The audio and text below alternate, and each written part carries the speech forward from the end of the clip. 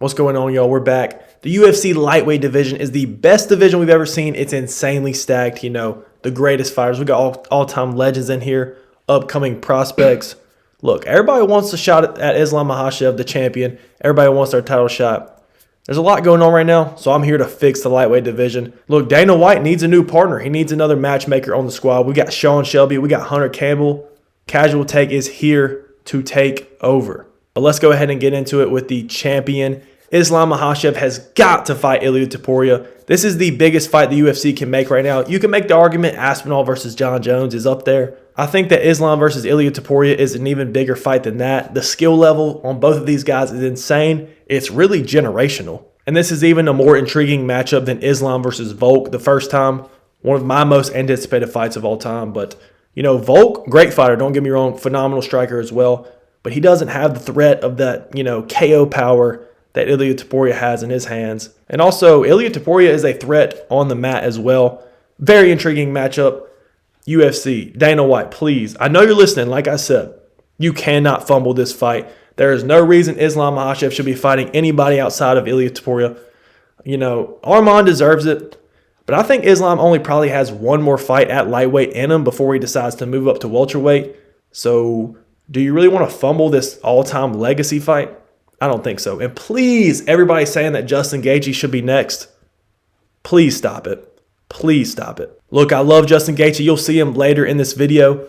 But does anybody out there really think that Justin Gaethje has a shot of defeating Islam? That's right. That's what I thought. I know that Ilia Topuria has said in the past that he wants to fight one time before he fights for the title at lightweight. If that happens, you got to give him a guy like Charles Oliveira, another big name to throw on his resume. Charles versus Ilia is the only fight to make, in my opinion, if Islam's not fighting Topuria straight away, which I don't think there's any excuse for them not to fight. But this would be my most anticipated UFC fight, maybe of all time.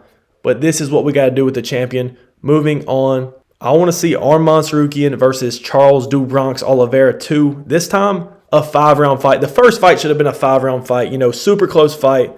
Arman Tsarukyan won the fight. Charles had him in a couple different submissions, even at the end of round 3. Had him in a Darce choke, I believe. But Arman survived. If this was a 5-round fight, who knows? Charles maybe could have won. I don't think he would have. But we got to see it in the rematch. I think this is perfect. Arman Tsarukyan was supposed to fight Islam a couple months back. You know, he pulled out the day before the fight, which was crazy. And Dana didn't like that too much.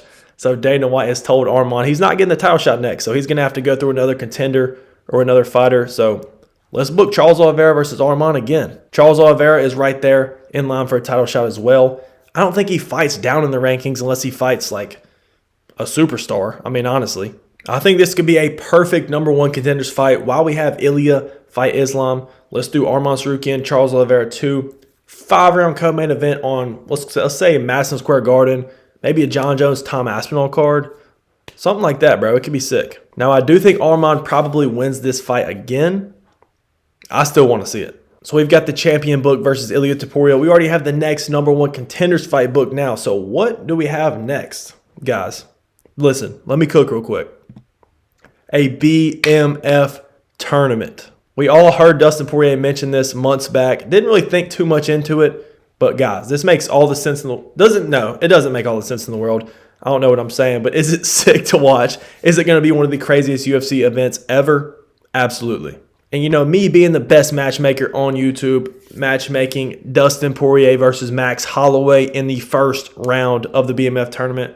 And we also get to rebook Justin Gaethje versus Dan Hooker. And you know, the winner fights the winner. And then the last man standing is crowned the new BMF champion. Look, I know there's some pay-per-views that don't even have an undisputed title as the headline. They like to do that every once in a while, throw a stinker card out there. Look, we can solve the problem without making the card a stinker. This could be one of the greatest UFC events ever. We all know Dustin Poirier wants one last ride, maybe 1 or 2 more fights until he retires. Let's bring a BMF tournament to the great city of New Orleans, Louisiana. Look, the city of New Orleans has been through a lot recently, a lot of craziness in the past. Let's bring them a BMF tournament, bro. Look, I'm not even from New Orleans, but if this were to happen, I'm there. I would definitely be attending this event. And the crazy thing about this is I think Dana White would actually be willing to book this. The only problem is I think Justin Gaethje would be the only one that possibly would not be on board with this. And the only reason I say that is because he's pushing for a title fight, which he shouldn't get. I don't think he deserves it over Arman or Charles, and I want to see Ilia in there. But there's not a better way to send Dustin Poirier into retirement. Okay, that sounds bad, but there's not a better way to send off Dustin Poirier than to fight a BMF title tournament, bro. 2 fights potentially in the same night. Dustin Poirier's a dog, Max Holloway's a dog, Gaethje's a dog, Hooker's a dog.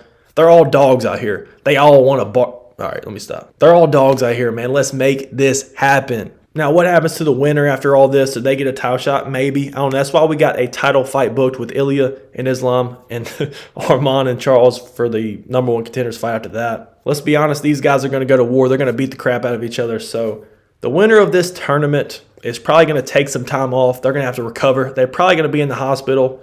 So, maybe they take like a year off and then they're ready to fight whoever is the lightweight champion at that time. I don't believe it's going to be Islam. I'm sure he'll be at welterweight by that time, whether he beats Ilia or loses to Ilia. But think about how much hype this event could have, bro. We could potentially see a Max Holloway, Justin Gaethje BMF title rematch, maybe a Dustin Poirier, Justin Gaethje trilogy, Dustin Poirier, Dan Hooker rematch, bro. Max Holloway, Dan Hooker. These are all sick matchups. Look, I'm just doing my part. I'm just throwing this out there. I know Dana White is looking for a matchmaker. I'm right here, bro. I'm here. Now, are these fights going to happen? Most likely not. Most likely not. I do hope we at least get Islam versus Ilia. The BMF tournament, not super likely. I don't really just throw it out of the window. I think it does have a slight possibility. I'm all for it. I'm sure all of the UFC fans around the world would be all for it. It'd be one of the coolest pay-per-views without even throwing an undisputed title on the line. But y'all let me know down in the comments, did I cook with these fights? Am I the best matchmaker on YouTube? And let me know how you think these fights go in the comments. But that's going to be it for me. I appreciate y'all tuning in, and we out.